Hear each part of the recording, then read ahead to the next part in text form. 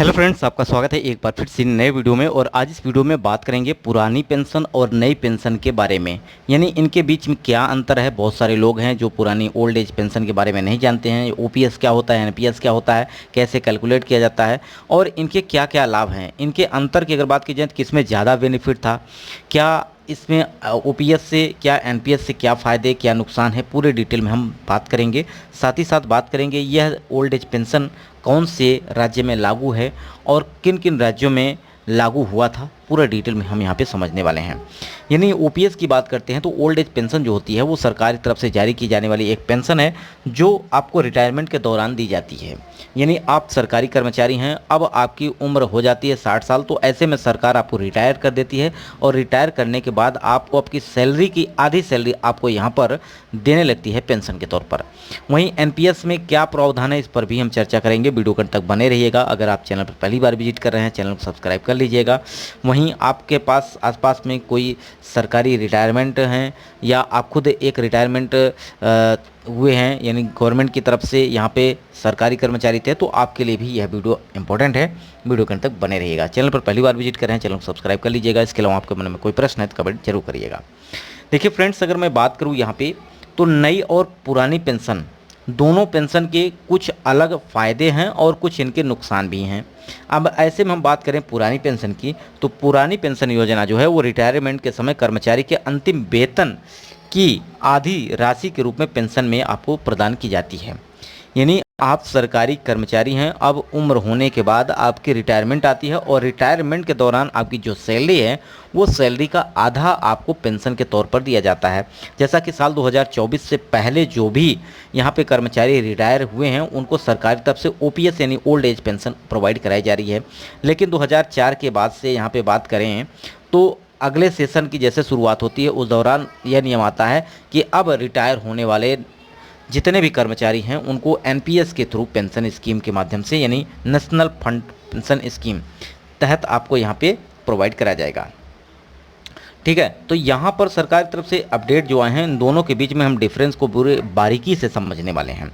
देखिए, पुरानी pension scheme में पेंशन कर्मचारी की आखिरी बेसिक सैलरी और महंगाई के आंकड़ों को तय की जाती थी और पुरानी पेंशन स्कीम में कर्मचारियों को वेतन से पैसा नहीं काटा जाता था। सबसे महत्वपूर्ण बात यह है कि जो भी कर्मचारी थे उनके वेतन से उनका पेंशन नहीं काटा जाता था, बल्कि सरकार अपने पास से यह पेंशन उनके खाते में डालती थी।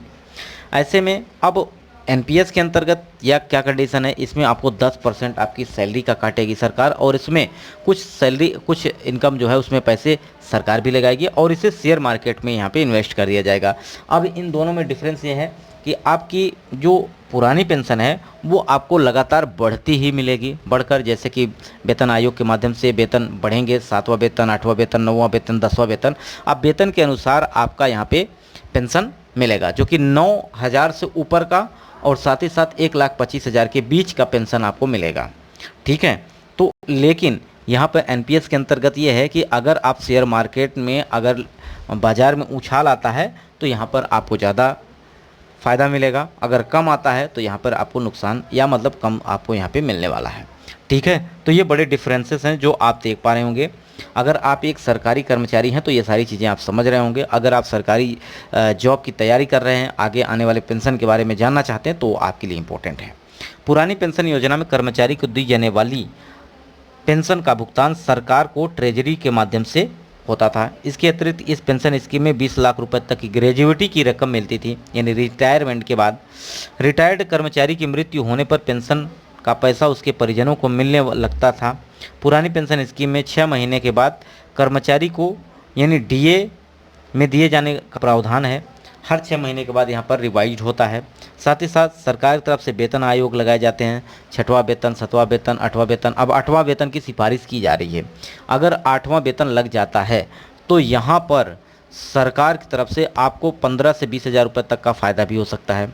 जो ए बी लेवल के जॉब है, अब बात करें सी लेवल की, उनके पेंशन और उनके वेतन में खासा उछाल देखने को मिल सकता है। अब हम बात करें, यह जो पेंशन है वो रिवाइज होती रहती है। अगर वेतन आयोग लगता है तो यहाँ पर पेंशन आपको बढ़कर मिलेगी।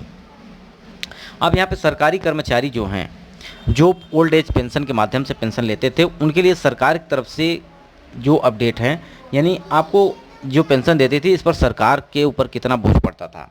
इसकी अगर हम बात करें तो यहाँ पर पुरानी पेंशन स्कीम से सरकारी खजाने पर ज़्यादा बोझ पड़ता था। पुरानी पेंशन योजना में कर्मचारी की सैलरी से कटौती नहीं होती थी, पूरा बोझ ट्रेजरी पर डाला जाता था। जाहिर है सरकारी कर्मचारियों को पेंशन देने में राजकोष पर अधिक बोझ पड़ता था, यानी बहुत सारी धनराशि जो है वो आपको पेंशन के तौर पर सरकार द्वारा दी जाती थी, जिससे यहाँ पर नई सरकार बनते ही, या बात करें 2005-4 में, तो यहाँ पर नया नियम लागू होता है और वहाँ पर ओपीएस को ख़त्म कर एनपीएस को लागू कर दिया जाता है।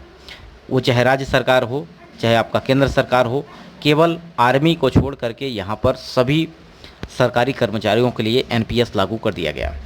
अब नई पेंशन स्कीम में खास का क्या बात है, इसके बारे में हम समझेंगे एनपीएस के बारे में। एनपीएस में कर्मचारियों की सैलरी के 10% की कटौती की जाती है, जबकि पुरानी पेंशन योजना में सैलरी में कोई कटौती नहीं की जाती है। एक तरफ जहां पुरानी पेंशन योजना में जीपीएफ की सुविधा होती है, वहीं नई पेंशन स्कीम में इसकी सुविधा नहीं है। पुरानी पेंशन स्कीम में रिटायर होने के समय सैलरी की आधी राशि पेंशन के रूप में मिलती थी, जबकि नई पेंशन स्कीम में यह प्रावधान नहीं है। इसमें आपका जो पैसा है वो आपको यह गारंटी नहीं देगा कि आपकी पेंशन जो है वो बढ़कर मिलेगी। हालांकि यहाँ पर बात की जाए तो इसमें ज़्यादा भी लाभ है, क्योंकि यहाँ पर शेयर मार्केट में अगर उछाल आता है उस दौरान आपको यहाँ पे ज़्यादा भी मिल सकता है, लेकिन यहाँ पर बढ़ने के और घटने के दोनों चांसेस हैं। दोनों पेंशन में बड़ा अंतर यह भी है कि पुरानी पेंशन योजना एक सुरक्षित पेंशन योजना है जिसका भुगतान सरकारी खजाने से किया जाता है। नई पेंशन योजना में शेयर बाजार पर आधारित है, जिसमें आपके द्वारा एनपीएस में लगाए गए पैसे को शेयर बाजार में लगाया जाता है, जबकि पुरानी पेंशन में ऐसा कोई प्रावधान नहीं था। अगर बाजार में मंदी रहती है तो एनपीएस पर मिलने वाले रिटर्न भी कम आपको मिल सकता है। तो ये भी आपका यहाँ पे थोड़ा सा नेगेटिव पॉइंट ये है एनपीएस के अंतर्गत, क्योंकि यहाँ पे सरकार जो पैसा आपका शेयर मार्केट में लगाती है, शेयर मार्केट में अगर उछाल है जिस दौरान आप रिटायरमेंट होते हैं या आपकी जो पेंशन बनती है, तो यहाँ पर आपको ज़्यादा धनराशि मिल सकती है, नहीं तो आपको कम भी मिल सकती है। लेकिन यहाँ पर ओपीएस में ऐसा ना प्रावधान नहीं था। जो आपकी ग्रेजुएटी बनती है वो आपको पूरा मिलेगी और आपके पेंशन जो है वो आपके सैलरी की आधी, आपका रिटायरमेंट के दौरान जो सैलरी थी उसकी आधी आपको लगातार मिलती रहेगी। जैसे जैसे डीए में और यहाँ पर वेतन आयोग में वृद्धि बदलाव होंगे वो आपका सैलरी उसी अनुसार बढ़ती जाएगी। तो बड़े अपडेट हैं। यहाँ पे अगर बात करें ओपीएस एनपीएस के अंतर को आप समझ चुके होंगे, उसके बारीकी को समझ चुके होंगे। अब हम बात करते हैं कौन कौन से राज्यों में एनपीएस और ओपीएस लगा हुआ है। तो यहाँ पर जो राजस्थान, छत्तीसगढ़, झारखंड की सरकार अपने कर्मचारियों को ओपीएस से शुरू करने का जो कि फैसला किया था, लेकिन यहाँ पर जब सरकारें चेंज होती हैं, अगर मान लीजिए कि अभी यहाँ पे ओपीएस लगा हुआ, अब सरकार दूसरी आ जाती है, अब वो सरकार नहीं चाहती है कि ओपीएस लागू हो, तो वो अपने नियम के अनुसार यहाँ पर पेंशन स्कीम में बदलाव कर देती है। तो ऐसे में नुकसान हो जाता है कर्मचारियों का, क्योंकि उनका जो कि सरकार बदलने से उनके नियमों में बदलाव के कारण उनको दिक्कत होती है। तो यहाँ पर अगर हम बात करें, पंजाब सरकार ने 18 नवंबर 2022 को भी राज्य सरकार के उन कर्मचारियों के लिए ओपीएस के जो कार्यान्वयन के संबंध में एक अधिसूचना जारी करी थी, जो वर्तमान में एनपीएस के तहत कवर किए जा रहे हैं। अगर ओपीएस के नाम पे एनपीएस का सिस्टम आप लागू कर रहे हैं तो भी आपके लिए यहाँ पे पेंशनधारकों के लिए दिक्कत है। तो बड़ी अपडेट है। वहीं ओल्ड एज पेंशन की स्कीम की बात करते हैं तो 2004 के बाद नौकरी में आए लगभग 50 लाख कर्मचारी और अधिकारी आवाज़ उठा रहे थे। पिछले 5 साल में सत्ता में आई 5 राज्यों में गैर भाजपा सरकारों ने ओपीएस लागू करने का ऐलान किया था। ऐसा करने वाले राज्य राजस्थान, हिमाचल प्रदेश, छत्तीसगढ़, पंजाब और झारखंड थे। बहुत सारे राज्यों में सरकारें चेंज हुई तो नियम भी चेंज हो गए, लेकिन अभी हिमाचल प्रदेश में ओपीएस लागू है और वहाँ पे मिल रहा है। ठीक है फ्रेंड्स, तो आशा करते हैं आपको सारी चीज़ें समझ में आ गई होगी। इसके अलावा आपको में कोई प्रश्न है तो कमेंट जरूर करिएगा। वीडियो यहीं समाप्त करते हैं। नमस्कार।